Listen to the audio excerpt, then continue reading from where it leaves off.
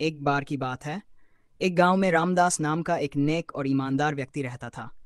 वह हमेशा जरूरतमंदों की मदद करता, सच्चाई के मार्ग पर चलता और किसी का बुरा नहीं चाहता। लेकिन फिर भी उसके जीवन में दुखों की भरमार थी। दूसरी ओर उसी गांव में रघुनाथ नाम का एक धूर्त और लालची व्यक्ति था, जो दूसरों को धोखा देकर छल कपट करके धन कमाता था। आश्चर्य की बात यह थी कि रघुनाथ का जीवन ऐशो आराम से भरा था, जबकि रामदास कठिनाइयों से घिरा रहता था।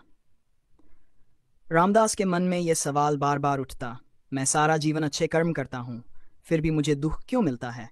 और रघुनाथ जैसा पापी व्यक्ति सुखी क्यों है? अपनी इस दुविधा को सुलझाने के लिए वह गांव के एक ज्ञानी संत के पास गया और अपनी पीड़ा व्यक्त की। संत मुस्कुराए और बोले, बेटा, मैं तुम्हें इस प्रश्न का उत्तर एक कहानी से दूंगा। संत ने समझाया, एक राजा था जो न्यायप्रिय था, लेकिन उसके राज्य में एक अपराधी था जिसने बहुत सारे पाप किए थे। राजा ने सोचा कि उसे तुरंत कड़ी सजा देनी चाहिए, लेकिन तभी मंत्री ने कहा, महाराज, उसे थोड़ा समय और दे दीजिए, हो सकता है वह अपनी गलतियों को सुधार ले। राजा ने मान लिया और अपराधी को कुछ समय और दिया। दूसरी ओर एक सैनिक था जिसने हमेशा ईमानदारी से राजधर्म निभाया। एक दिन युद्ध में वह घायल हो गया और उसकी मृत्यु हो गई। लोग सोचने लगे कि जिसने जीवन भर सेवा की उसे मृत्यु मिली, और जो अपराधी था उसे समय मिल गया। लेकिन राजा जानता था कि सैनिक ने अपने कर्मों का फल पा लिया और अपराधी को अपने कर्मों का फल भविष्य में मिलेगा। संत ने आगे कहा, रामदास, यह संसार एक कर्म भूमि है।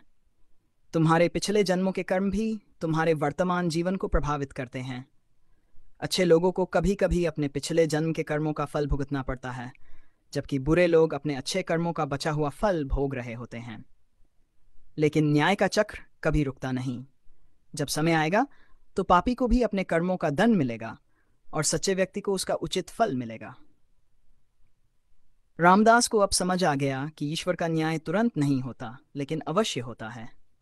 उसने धैर्य रखा और अपने कर्मों में विश्वास बनाए रखा। समय बीता, रघुनाथ के पाप बढ़ते गए और अंत में उसे एक बड़ी विपत्ति ने घेर लिया। दूसरी ओर रामदास की ईमानदारी और अच्छाई ने उसे सम्मान और समृद्धि दिलाई। सीख, कर्मों का फल अवश्य मिलता है, कभी जल्दी कभी देर से, लेकिन न्याय का चक्र अवश्य घूमता है।